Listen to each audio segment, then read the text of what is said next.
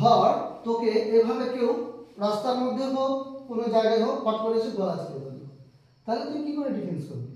How to defend your self. একটা নতুন item শেখাচ্ছি। তাহলে এইভাবে তুই কি করবি? ঘুরে যাবি। প্রথমে হাতটা ধর এইভাবে, এবার ঘুরপাখা এইভাবে ধরবি, ধরে পিঠের উপর থেকে ওকে ফেলে দিবি। এইভাবে এইভাবে বসে পড়লে ও অটোমেটিক পড়ে যাবে, তাই তো? এইভাবে পারবি? তোকে দেখালাম, নে রেডি, চলো। চলো, এইভাবে